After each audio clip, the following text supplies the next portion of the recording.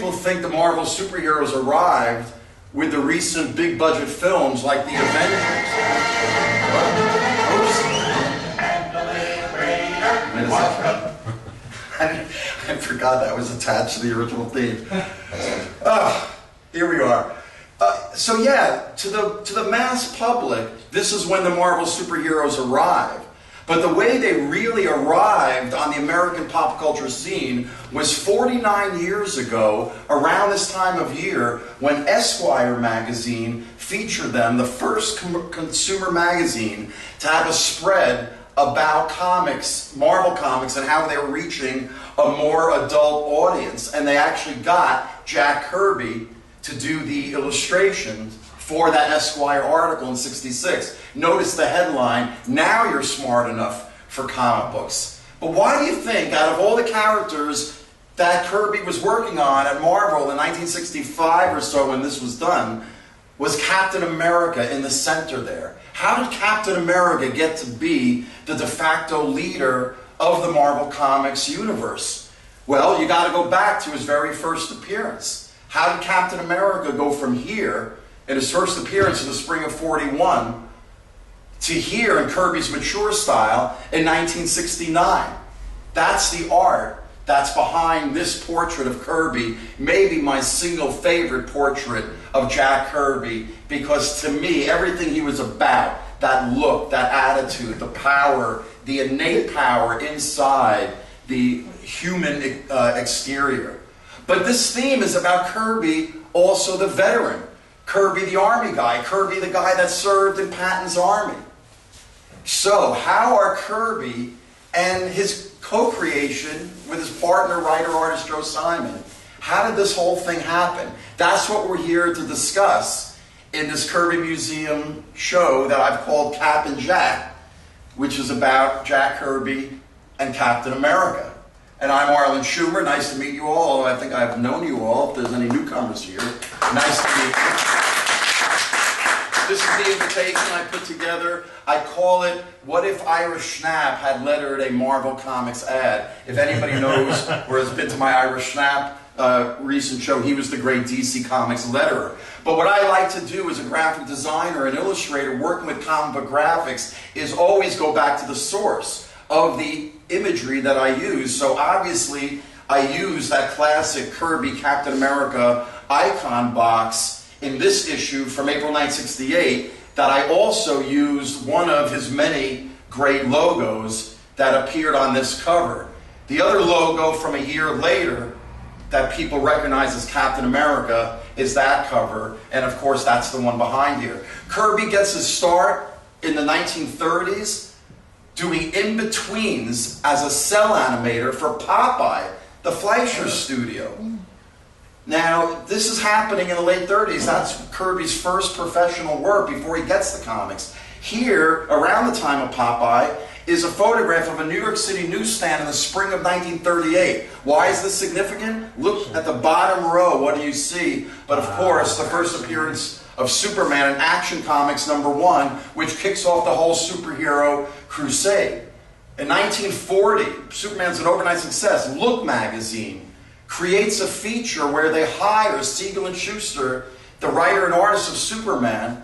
In the wake of World War II happening all around them, people were saying, why can't Superman help fight the war and fight the Nazis? So they commissioned Superman in this weird two-color sequence in 1940 for Look magazine for how Superman would end the war. Years later, DC reprinted it and colored it. But here is the sort of, by proxy, Superman actually choking Adolf Hitler.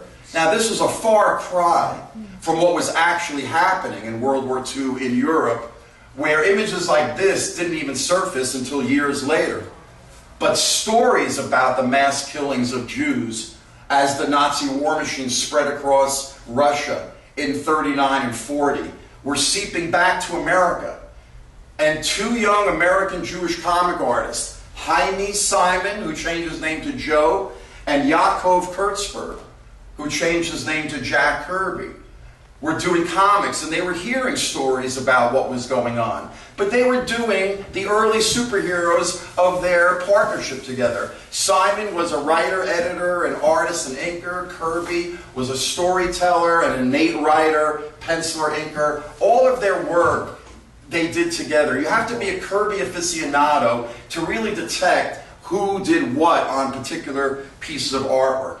But after they had knocked around the comic book world for the first couple of years, 38, 39, 40, they decide that they want to create a superhero, represent America, that would raise the consciousness of isolationist America in 1940 and 41, that didn't want to go fight what they call Europe's war, and they certainly weren't going to fight a war to save the Jews. So, two American Jews create Captain America.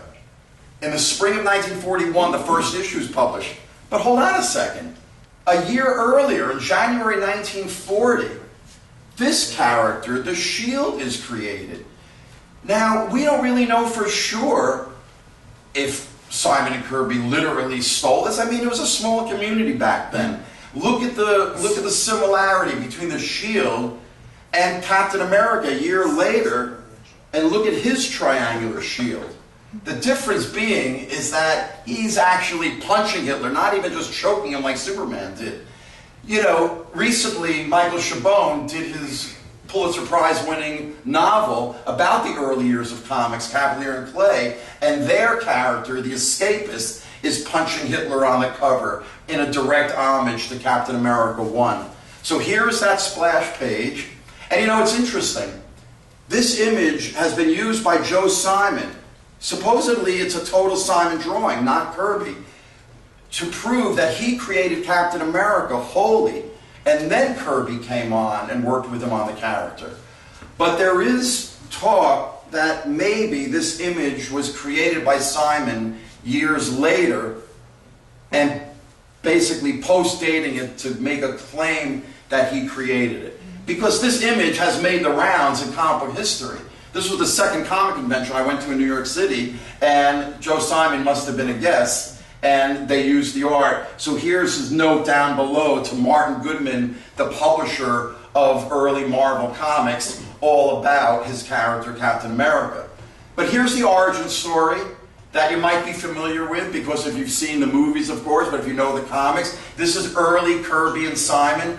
I never liked early Kirby-Simon artwork, but this is what was Captain America. He gets injected with a serum, just like Superman and all the early superheroes. They all stole from Philip Wiley's science fiction novel, The Gladiator, that appeared, I think, in 1933 or 31, I'm not sure. And he's about a man who gets an injected serum and becomes a super being. So, you know, Kirby was a voracious reader. The young comic artists were all science fiction lovers, so that's probably where they got this from. And of course, he bulks up and becomes Captain America. Here's the next page where the Nazi spy shoots and kills the scientist that creates Captain America. Again, this is a sort of comic book version of the real murders that were happening in Europe at the time. So somehow, through osmosis, subconsciously, unconsciously, what was going on seeps in to the very DNA of Captain America itself. And here's his first appearance in the comic book, in his costume, in this page that Kirby draws. And again, Kirby, Simon, whatever, let's just call it Simon Kirby.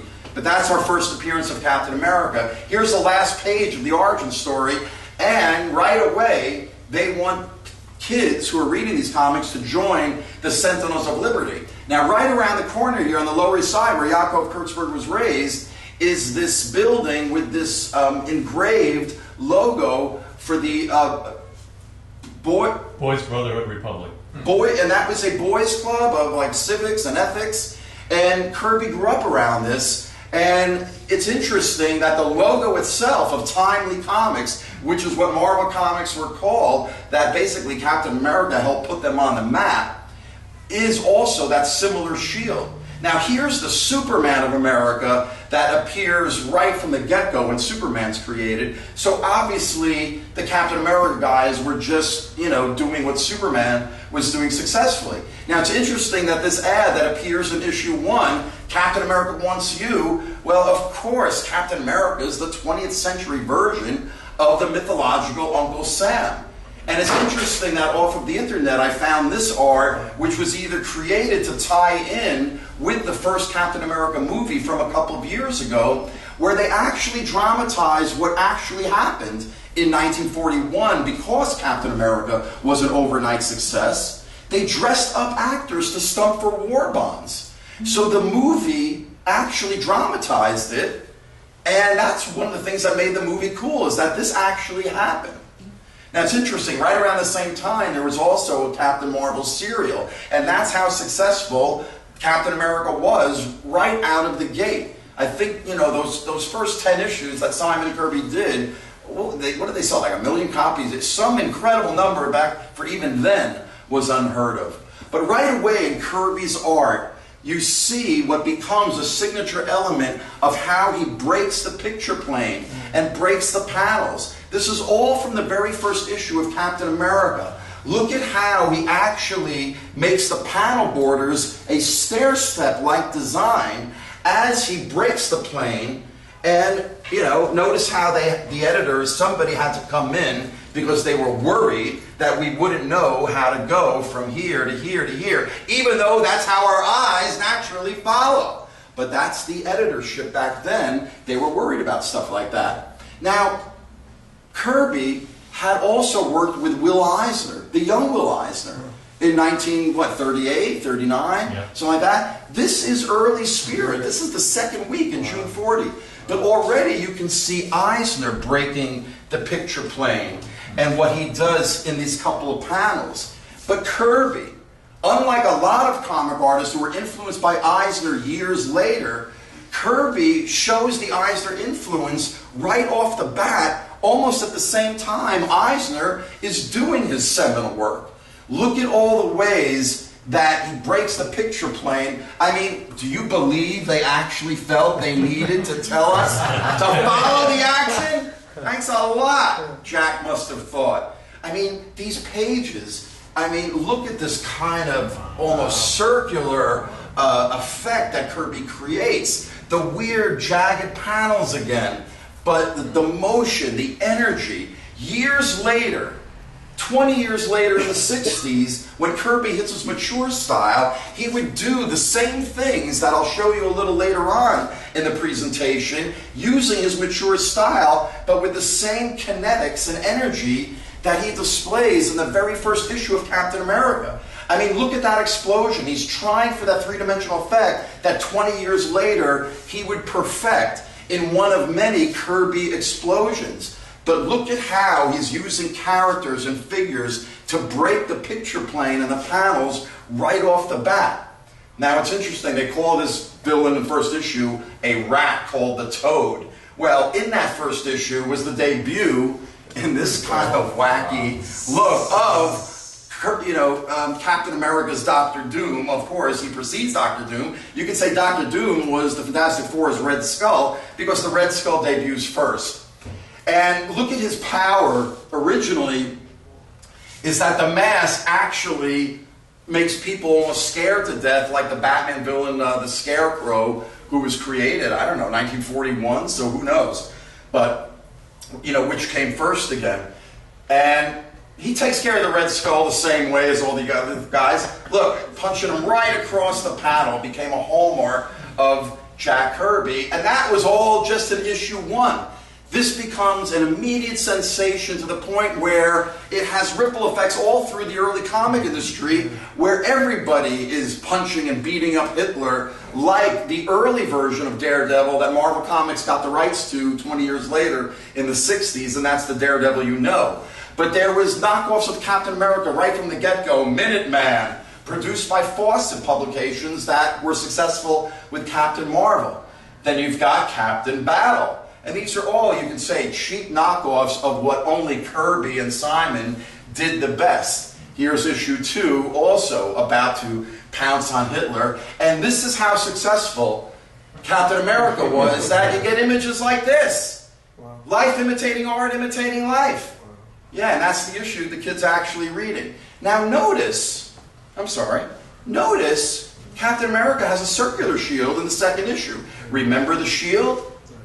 Had his triangular shield. So I found this image, and I was meaning to ask you, Ran, again, is this an authentic Joe Simon sketch that was done to show the lawyers for the Shield who threatened the lawsuit over Captain America? And all they basically agreed to do, and they got away with it, was just to change the shield from the triangle to the circle. So starting in issue 2 and issue 3, you start to see the round shield. And you would think the shield's natural shape is round, but you know, in history, shields have been triangular. The Superman shield, I mean, that all comes from the sort of triangular shield, but you know, the circular shield. I mean, Jim Steranko talks about as a kid being so in love with Captain America that they would use the trash can as a shield, and that's how they would fight. But you would think that it was always round from the get-go. What's interesting here about early Kirby is this is early techno Kirby. 20 years later, you get the mature Kirby tech, which is images like this. But back then, those were the seeds to the beginning of it all. Over the course of the next 7 or 8 issues, they did 10 issues, Simon and Kirby. They reintroduced the Red Skull. Here you get one of his great early images of the big head image, which again, 20 years later, you'll see later on in the presentation, when Kirby returns to Captain America in his mature style, you get images like this. And images like this in the Silver Age, you can all find their precedent in those first 10 issues that Simon and Kirby did. And you can see all of the tropes, the big full-page images of the giant figures. Look, the Ringmaster was originally just another Nazi type supervillain, and 20 years later, Kirby brings him back as the Ringmaster minus the Nazi symbol, and he becomes, you know, one of the foundation Marvel villains. Look at this splash page in one of the first 10 issues. I forget which one. Anybody recognize 30 years later Devil Dinosaur that Kirby does in the 70s, a sentimental favorite of many?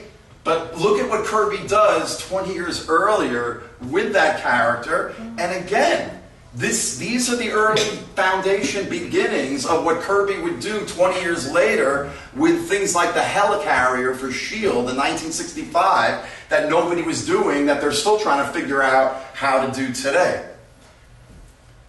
Again, early full-page image by Kirby of Captain America and Bucky being feted in some parade. Look at this image from Thor 20 years later, inked by Vince Scaletta, which we'll talk about later, of course,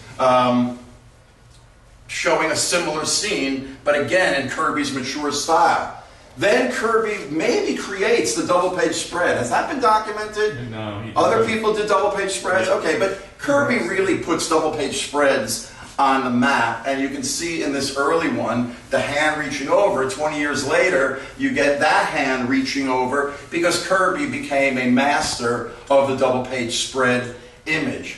But again, look at the influence that these early 1941-42 double-page spreads might have had on Will Eisner himself, who did images like this 5-6 years later. Look at this Spirit splash page, famous. Eisner loved using the file card as a comic book panel. But look at this 1941 double-page spread, where basically Kirby's doing the same exact thing that Eisner was doing. Now they decided, Captain America was so successful and timely, to team Captain America up with the other early Marvel characters like the Submariner and the Human Torch. Obviously this was a knockoff of what DC Comics was doing with their All-Star Comics, in which they pulled together all of their superheroes. Here's a later issue of All Winners with the classic, look again, they're stomping on the 3 dictators there. And this was the cover that was chosen a couple of years ago when Blake Bell and Michael Vasillo did their groundbreaking book about the early years of Marvel Comics. And a lot of it has to do with the chicanery of publisher Martin Goodman, who was Stan Lee's uncle or cousin. Has that been cleared up? Well, he was older than him, so let's just call him his uncle, because no nepotism there. But the point is this was from some How to Do comics. Where is this from, Ran? I don't even know. I find things in my files. Writer's Digest, I think. The point is look at how Martin Goodman is shown here, the publisher, to be the creator of Captain America. And this is just one of the many reasons why, after 10 issues, successful issues, that basically they left Simon and Kirby over money disputes with Goodman, royalties promised on the success of Captain America. Very eerie that 20 years later, the same kind of bugaboos would return about Ditko and Kirby leaving Marvel over also promised royalties that never materialized. So Simon and Kirby, this image is probably from later on, but basically it was their characters that were the soul of Timely Comics that Martin Goodman let go. Here's the stationary masthead.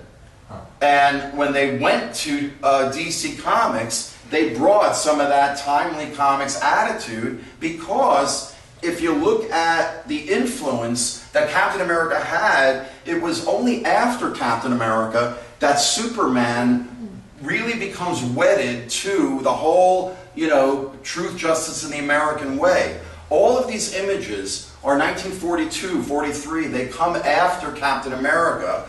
And Superman begins to fight this proxy war against the Nazi war machine, and all of the other superheroes at the time do the same thing.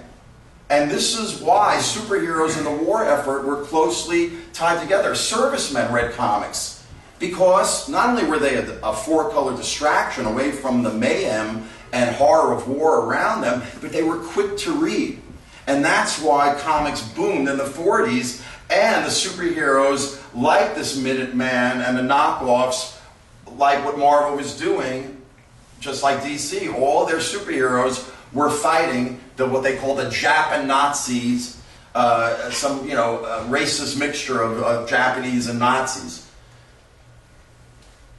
Even Captain Marvel is fighting the war and introduces Uncle Sam as a comic character, and Uncle Sam gets his own comic at the time.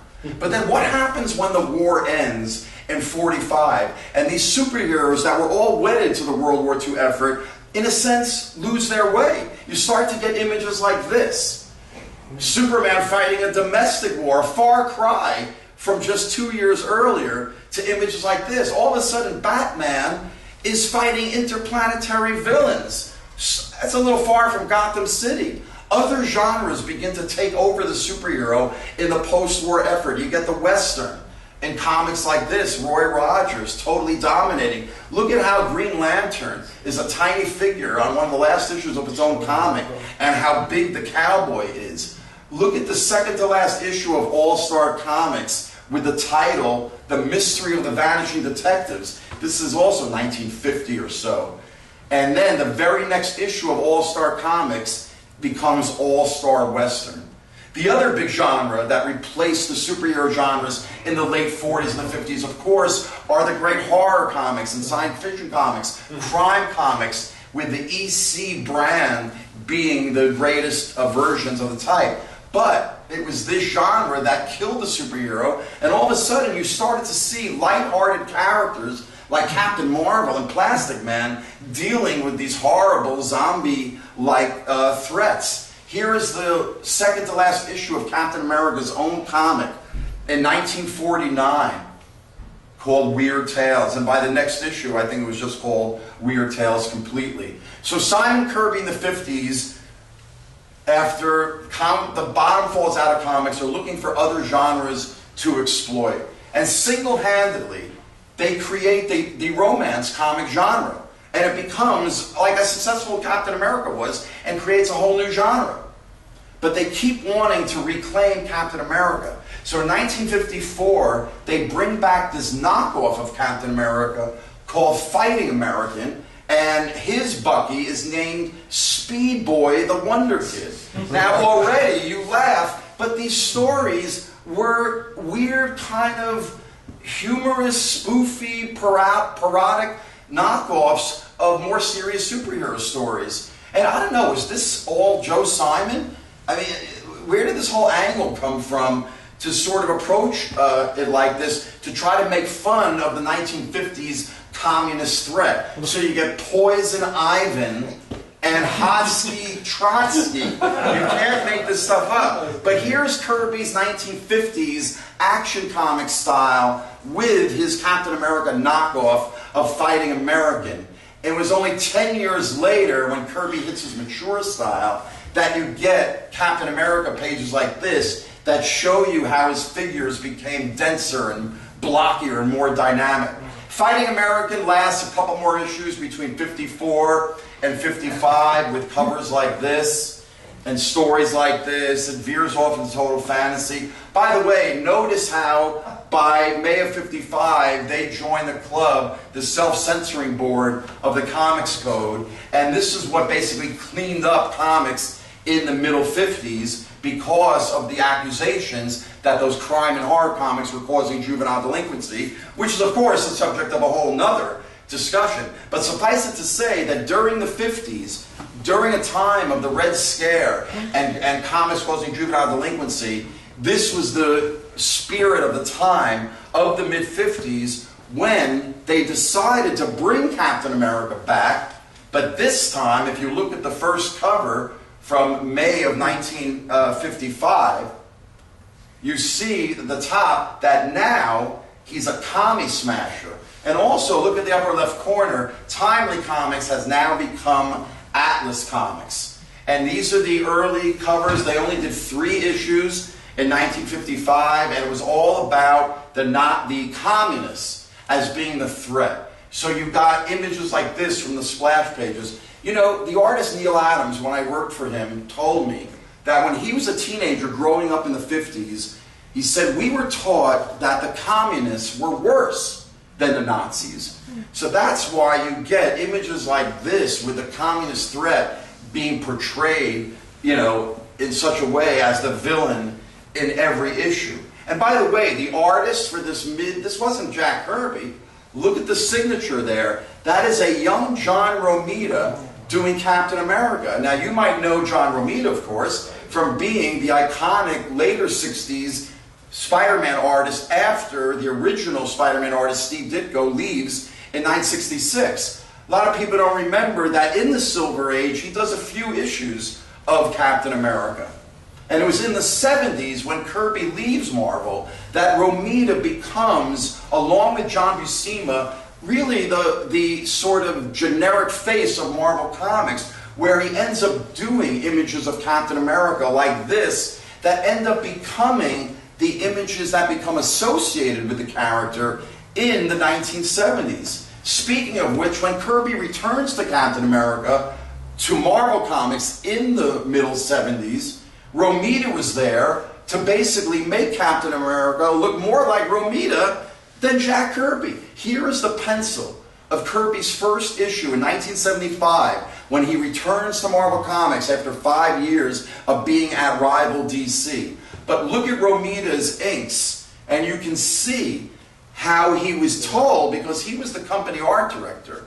He didn't do anything unless he was told to do. He was told to make that face look more like Romita than like Kirby. Yeah, take a look at that again. That's what I'm talking about. Horrible. Real desecration. And, of course, he signs his name as the inker. But this was all in the future, back in 1955, when John Romita does these 3 issues of Captain America. Why did these fail? Why is this not considered the beginning of the Silver Age? It's 1955. It's a year before DC Comics does The Flash in 1956, which is considered to be the kickoff of the Silver Age. What is the difference between this Flash and the original Flash that you don't see in the 1950s reboot of Captain America? What I'm getting at is that when they tried to bring back Captain America, they brought him back the same way, and it failed. The real genius to what DC Comics does to kick off the Silver Age is that, you know how we talk about reboots now in pop culture? Everything gets rebooted. Well, the first American pop culture reboot is the rebooting of the Flash, because the stroke of genius was not to bring the Flash back in the same costume, but was to give him a new look, a new identity. So it kept the name of the Flash, the power, but it gave him a new look. So they do another one. They take Green Lantern. This is Gil Kane, sleek, late 50s Green Lantern. But look at the original Green Lantern from the 40s, showing the costume design back then. Baggier costumes like magician's cloaks. Can you imagine if they had brought this back in 1959? It probably would have died. Anyway, in the mid-50s, here's a picture of Kirby and Simon. They're again looking for new genres to explore because sales are down, because of the comics code, and all comic artists and writers are desperate. Simon comes up with the name of this character, Spider-Man. He actually creates this logo.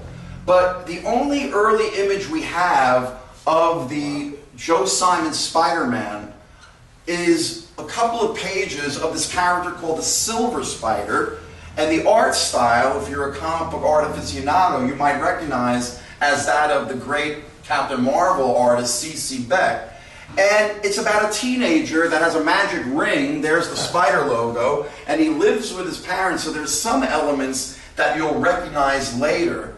But after Simon and Kirby split up, this is still while he's with Simon. There's a couple of proposal images for this next iteration called Night Fighter, which is a character you can see from the second proposal image where he can walk on walls with those kind of suction cup things. Now, this character most resembles the 1959 character that Simon and Kirby do for Archie Comics called The Fly. And here, Kirby resurrects that double-page spread that he had. Look at how there's a spider villain.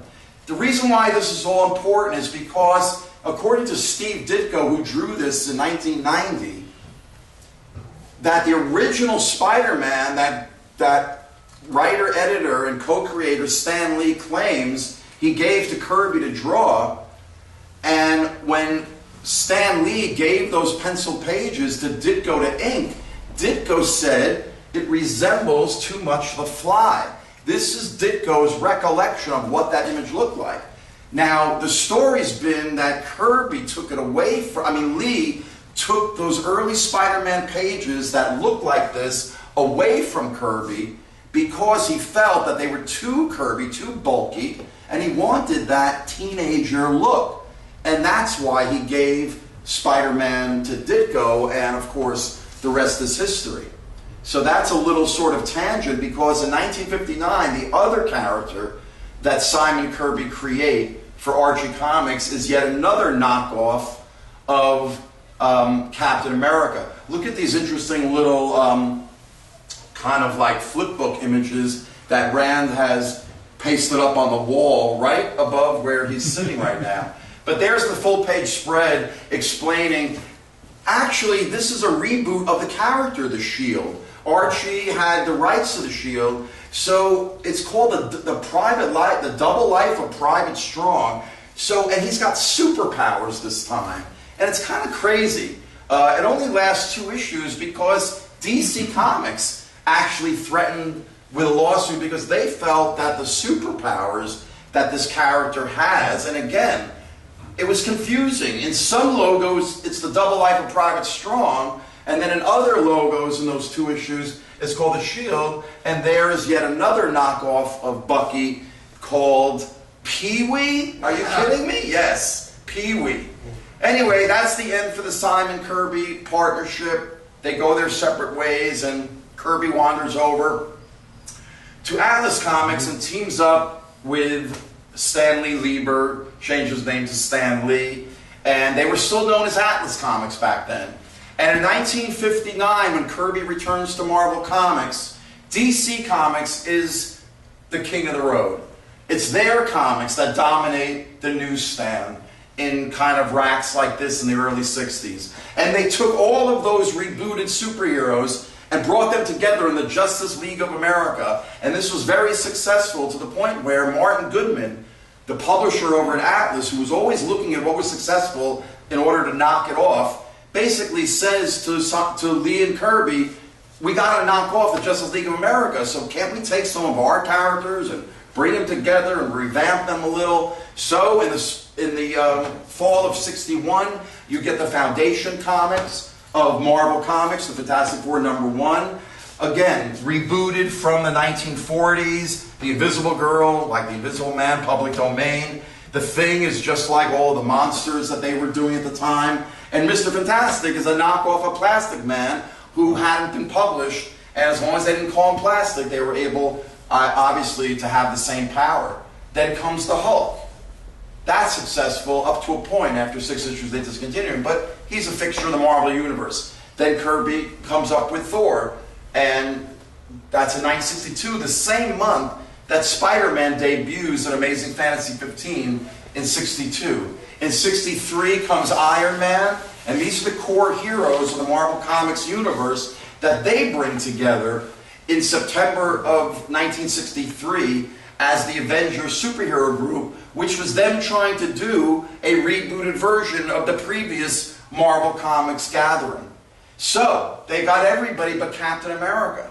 So obviously, Lee and Kirby decide sometime in the summer or fall of '63 to start to bring back Captain America into the new Marvel Comics universe. But notice, even the colorist wasn't sure what to do in places, and colorist Trump's wrong. But this is the first Silver Age appearance of the Kirby Captain America in November of 1963.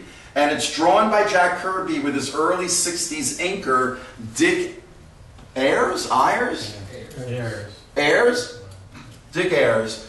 And I don't particularly like his inking. I describe it as like a wooden stick dipped in mud. But again, art is subjective. Everybody has their preferences. But these little trial balloons in the fall of '63 were obviously successful. But remember the date of this comic? November of '63. Gee, what happened in November of 1963? This little event happened. And this profoundly affected Jack Kirby. In a recent article in the Jack Kirby Collector, there's a great story, right? A couple issues ago, about how Kirby was so effective, like really the rest of America, obviously, but Kirby as a veteran, as somebody that loved America and loved freedom and everything, basically took it upon himself to really feel the need to bring back Captain America fully into the Marvel Universe as a kind of proxy replacement for President Kennedy. So in March of 1964, which again comes out in late December, January of '64, and there's the first Silver Age appearance. You know, this cover has become such an icon. It's Jack Kirby inked by maybe my least favorite inker of all time, George Russo. I could do a whole anti-lecture about George Russo. But suffice it to say that I think his inks are terrible, and I'll show you a little bit later on. But it's always nice to see a modern comic artist take that iconic cover and do it their own way. This is Steve Rude paying homage to that cover. This is a guy I know from Facebook that makes giant stained glass images of comic book covers. I mean, this is probably about the size of that projection right now. Of course, the great Alex Ross has taken so many early Kirby images and done them in his classic, realistic style. Anyway, in that issue, they bring Captain America back. Here's the splash page. In the story, if you're familiar with the origin, the Submariner finds a man trapped in a block of ice in the Arctic, and it thaws out, and the Avengers and their submarine discover it, and they bring him back, and the Wasp recognizes that poorly inked drawing as Captain America. Yes, thank you. George Russo, hate him. You know his nickname was Inky Russo? Yeah. I call him Stinky Russo because of pages like this. And again, why is this bad inking? We'll talk about that a little later on. But Captain America revives, and he has to prove to the Avengers that he's the real Captain America. So in the beginning of Kirby's mature style, we begin to see the primer-like acrobatics that Kirby puts on the printed page. and this is maybe the first example of it, but because it's inked by George Russo, you have no way of knowing how good the pencils actually were. And they want to know, but how come you haven't aged? Well, this is going to be the story of Captain America in the Silver Age that Kirby begins to tell. So Captain America is an immediate success in the Avengers, and later on, that fall, this image comes out, classic Kirby slugfest, again, one of the foundation images that became known as the whole Marvel style. See, at DC Comics, the DC Comics superheroes liked each other. They hung out. At Marvel Comics, the heroes fought each other. It's really like this is the beginning of exhibition wrestling. It's like you knew they really weren't going to kill each other, but that's one of the real groundbreaking appeals of Marvel Comics. So this was Iron Man's solo title in October of 1964. The very next month, because this was like another trial balloon to see would people buy Tales of Suspense with Iron Man to read Captain America. Well, in the very next issue we got the answer, because in this iconic Kirby cover, you know, he didn't get to draw Iron Man that much. The Iron Man story on the wall here is like one of Kirby's foundation Marvel Comics stories, the slugfest between Iron Man and Submariner. He only drew Iron Man on a few covers, but anytime he drew him iconically. But that's the only interior that Kirby ever did of both the Submariner and Iron Man. And it's from 1966, the beginning of Kirby's peak mature style. And it's really, if you haven't seen that issue, you talk about combatives.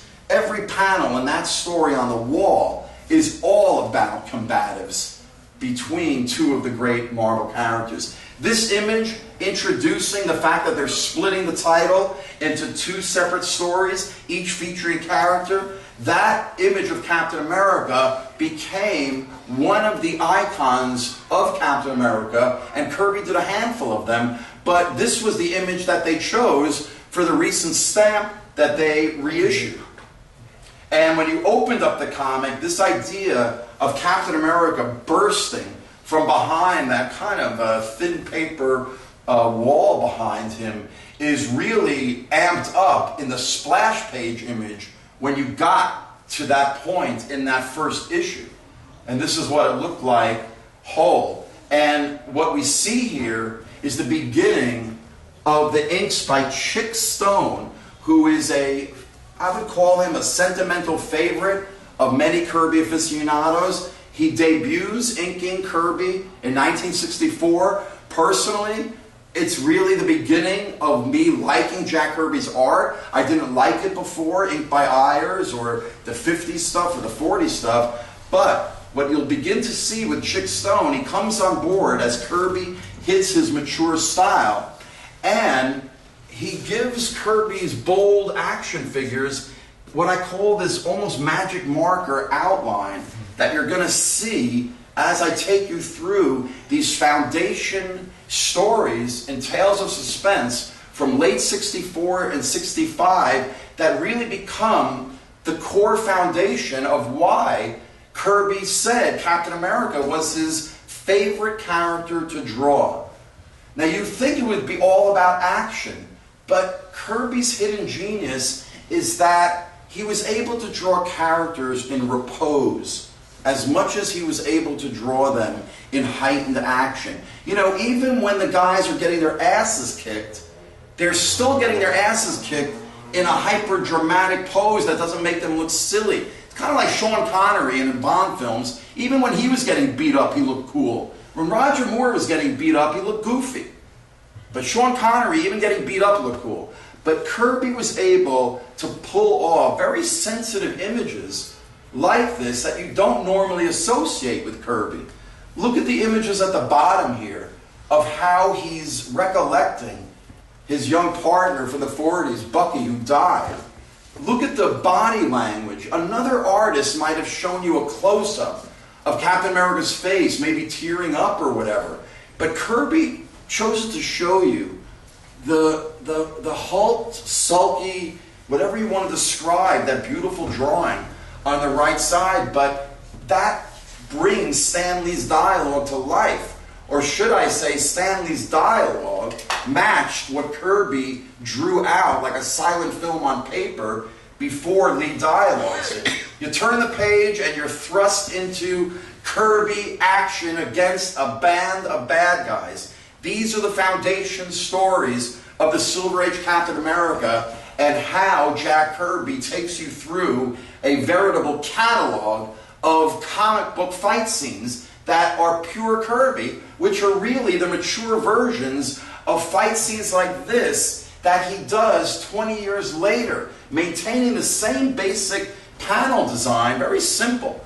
Kirby believes in the proscenium arch idea of comic book art, in which it's not about the crazy shaped panels, it's about the art inside the panel, like when you're watching a stage play. You're not aware, right, Bill Coulter, theater drama teacher in Brooklyn High School? You know, you're supposed to focus on what's going on the stage, and that's called the proscenium arch idea. And Kirby, as you'll see, especially with Captain America, is a big believer in what's going on inside the panel that he wants you, the reader, to focus on. So these Captain America definitive action images, which again, when inked by Chick Stone in that bold magic marker line, become this primer-like quality of where Kirby is showing all future artists, if you want to do action, if you want to do tension, if you want to do drama with the human figure, what did Kirby do? Remember, folks, as Robert Crumb would say, it's only lines on paper. And yet, look at the lines in both the figure, the motion line. This is what cartooning is. The idea of adding a few motion lines, but look how they echo the lines of the figure, so you feel that. You might not have been tied up, maybe some of you have been, but you know what that feels like. And then look at that last panel. Look how you can feel the tension in that image, and yet it's lines on paper, but it feels like it's moving. Then, as a storyteller, you turn the page, and the tension gets released like a coiled spring, and Kirby draws Captain America leaping. Now, I could do a whole nother lecture comparing other comic artists of the day and why nobody was doing figures leaping and positions like this that, again, only Kirby knew from fighting in the Lower East Side and in World War II about actions like this. Maybe you've seen those things in movies like Kirby might have done. Who knows? But again, when you look at these foundation images, you see what made Captain America great. Kirby said it was all about movement. Look at this middle panel. Look at that figure of Captain America darting across the panel. It's almost abstract. And you recognize that in the work of the great Batman artist Bruce Timm of the animated series, who is a Kirby aficionado like the rest of us. Only Bruce Timm, along with maybe Steve Rude, knows how to get the Kirby dynamic in their artwork without slavishly imitating Kirby. So you could see the Kirby in the Bruce Timm figure in the second story that Kirby does in Tales of Suspense. And again, look at those Chick Stone bold magic marker outlines. Look at that figure. You know, again, who knows if that's what Kirby penciled, if he interpreted that way, whatever. If these muscles are really correct, it doesn't matter. This isn't Neil Adams' proper anatomy. This is hyper-exaggerated, stylized anatomy, which is what Kirby is all about, and why when Chick Stone inked him, that sort of primer-like quality comes across. They almost look like children's book drawings, but in a sense sophisticated children's book drawings by an adult. But you feel that energy in that top panel.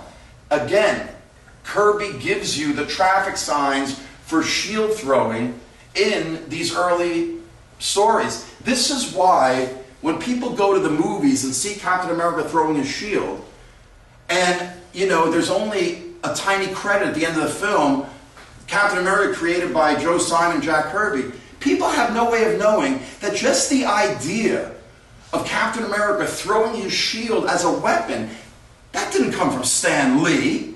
That came out of the mind of the artist, of Jack Kirby, in pages and panels like this. look at what he does with the shield in these top 4 panels. I mean, it's really a riot, but again, it's Kirby giving you the foundation of that shield in incredibly powerful images like this that just are all about motion and energy. So Captain America's immediate success in Tales of Suspense. In the fall of '64, they teamed Captain America up with Sergeant Fury. Now, Sergeant Fury was Jack Kirby's World War II character. The previous issue, issue 12, in November of '64, is, of course, a classic Kirby image of his. Maybe it's a knockoff of Sergeant Rock at DC, we don't know. But it's interesting that the war begins to creep into Captain America. This is January of 1965. And they have a story, look at that title, about Vietnam. Now you got to remember, that means this was being written and produced in the fall of '64, right after the Gulf of Tonkin incident. Most Americans didn't even hear about Vietnam until the end of 1965. So this foundation story, which opens up with a splash page with this incredible image, once again, the thick magic marker outlines of Chick Stone really make that Kirby character literally leap off the page. Delineator extraordinaire, says Stan Lee's credit boxes. But Stan Lee had the foresight, or Jack Kirby did, we don't know for sure, but the idea in late '64 and early '65 of having the Marvel Comics superheroes actually in Vietnam, fighting again that proxy war, just like the war heroes fought in World War II. DC Comics wasn't doing this, Marvel Comics was doing it. That's why the Marvel Comics characters were embraced by the counterculture in magazine covers like this. This was the English version of Rolling Stone in October '69, not too long after this little independent film was released. And its lead character, played by Peter Fonda, of course, is named Captain America. And it was images like that in Vietnam that made Captain America a hero of the counterculture. But again, you know, the forward motion of Captain America that Kirby puts across in these stories in Tales of Suspense in that first year are really, again, pretty startling. And once again, notice the bold outlines of Chick Stone. Here's another great page that again shows that primer-like quality of Kirby's Captain America. I mean, these are images in their symmetry, isolated in the square panels, almost become like traffic signs for that particular effect.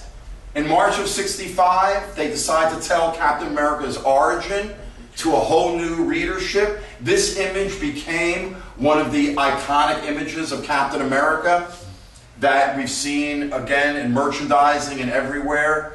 You opened it up to the splash page, and now we see the debut of a new inker named Frank Ray, except Frank Ray wasn't his name. His name was Frank Giacoia. But back then, DC and Marvel didn't want to know that any of their artists were working for the other company. It was very much like the William Randolph Hearst thing, where the Pulitzer didn't want to know anything about what Hearst was doing at the New York World. So they had to use pseudonyms in 1965 in order to work for the other company.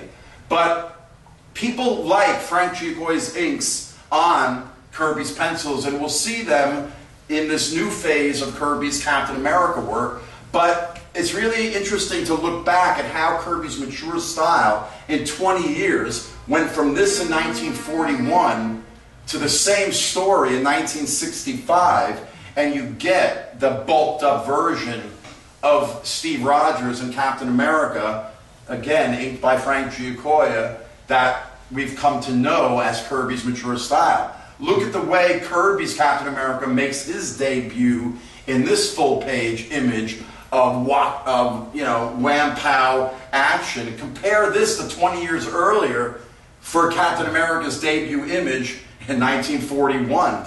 But that same energy in the fight scenes that I showed you in the early Captain America was just one-upped by Kirby in his more mature style in the mid-60s.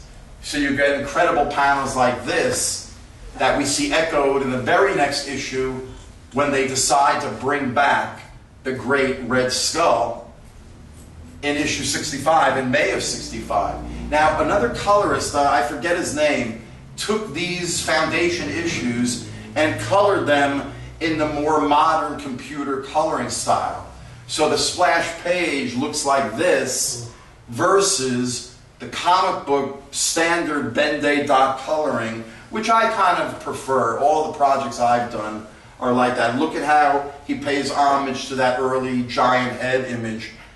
In this particular story, look at these top panels. The reason why I love these is because this is the type of action that Kirby innately understood how the body moves. I don't really believe there's photo reference for these type of images. I don't think Kirby worked from photo reference. This is all out of his head. But in a way, it comes from his upbringing right here in the Lower East Side where he grew up. This is a self-portrait, an autobiographical story he does in 1990, towards the end of his life, called Street Code. And it's one of the greatest things Kirby's ever drawn. And it's about growing up in the Lower East Side and the fights that he would have with his friends and the other gangs on the rooftops, right here, right around where we're talking right now. But you see the energy of these fight scenes that Kirby experienced firsthand as a kid, echoed, without the blood and the gore, obviously, in these Foundation Captain America scenes. Like this one, especially, I love at the bottom. Anyway, that same month that the Red Skull is brought back, that is the month that this image appears, in which Captain America becomes the leader of the Avengers in issue 16. Now, ever since he debuted in issue number 4, whenever Captain America was featured on the cover, he'd be one of the minor characters.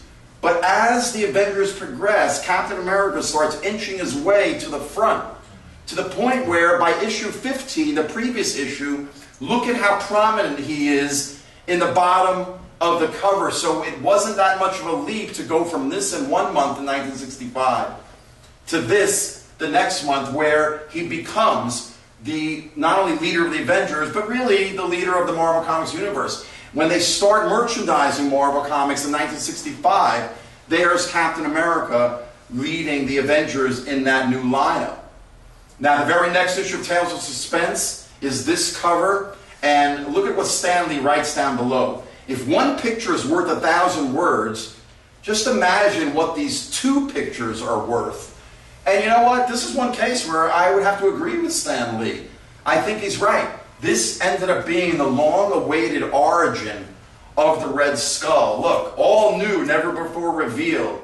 And in this story, which picks up midway, where the Red Skull and his goons have Captain America captured, and once again, look at the naturalism of the characters in the chairs there.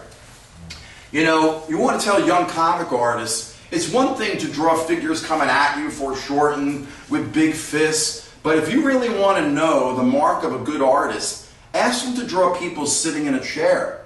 Ask them to draw two people eating breakfast at a table. Kirby was able to do scenes like this, as well as scenes like this, that make you feel the action and the power. So as the Red Skull begins to tell his story to Captain America, and we go into flashback of him as a child between the wars, well, this little story, if you know the story of the Red Skull, you know, he's an orphan, he's beat up, he's abused, he's in jail, but basically, this is the story that could only have come from the mind and the soul and the experience that Jack Kirby must have gotten in Europe, seeing the death and devastation there. That's why when he brings it back, just like a whole generation of great American artists like Norman Mailer and Rod Serling brought back their war experiences into the pop culture and created the novels and the TV shows, so too did Kirby bring back that World War II experience and invest it, and that's why the stories of Hitler and the Red Skull and scenes like this have a veracity to them, a truthfulness to them, a realness to them, even with the cartoonier, bold ace of Chick Stone. This might be the first 4-panel, full-page sequence that I was able to find of Kirby's Captain America work. It's a motif he would return to for the rest of his career, obviously, but this is, I think, the first time. And once again, look at how each figure of Captain America is an icon for that type of motion, that type of figure. I mean, it takes balls to draw that kind of trajectory and make you kind of agree with it and understand it, right? It kind of shouldn't make sense, but it does, because it's Jack Kirby. It's Jack Kirby being the definitive superhero action artist. Back to the inks of Frank Ray, aka Frank Giacoia, in the next couple of issues, still there as Frank Ray. All of a sudden, in the middle of 1965, we get this issue, issue 69. And it doesn't look right. Is that Kirby? Wait, it's layouts by Jack Kirby and the finished drawing and inking by Dick Ayers. Now, of course, Dick Ayers was the War Comics artist. His inking is right there on the wall. He starts doing the finishes over Kirby's layouts because Kirby is busy drawing every other Marvel comic cover and Fantastic Four and Thor and X-Men. And as Marvel booms, so they decide for Kirby just to do the covers and the layouts. Well, starting in issue 70, they have done away with the split cover, and Kirby does some incredible covers. But then you open up to the story, and you get now layouts by Kirby with finished art by George Tuska, who was a Golden Age artist that Stan Lee brought back into the Marvel fold. The problem is that the art, even if the layouts were by Kirby, see, Kirby could make a boring 6-panel layout work by treating it like a primer and having incredible action. So even if he laid it out, even if the layouts are somewhat Kirby, the art still looks dull and flat because it's not Kirby, that's George Tuska. The problem is that the animators who were working on these new Marvel cartoons that were going to debut in 1966, these were the stories they were using to adapt for those funky cartoons. This is a blow-up of an inset of this article that appears in 1966, just when the cartoons debut, about the backstory and how they did them. This is the first page of the article. And to return back to where I was before, so the problem is the actual page this animator's working on, that panel, ends up becoming this image on the screen. So they would advertise the thing in the ads in 1966 using Kirby's artwork, which of course was also again taken from that great iconic image and used on the sales brochure material that this is the cover of to try to convince advertisers to buy ad space.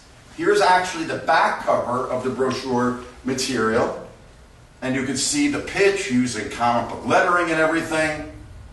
And there's a double page spread insert. So yeah, once in a while they would actually use Kirby penciled art. This is from later on when Kirby returns to doing the pencils. But it's a mixed bag. We were able to get Captain America onto the screen, and it's all about Captain America throwing that mighty, mighty shield. Oh wait, Sam. His mighty shield, all those who chose to oppose his shield must yield. It is led to a fight, and the duel is due, and the red and the white and the blue come through when Captain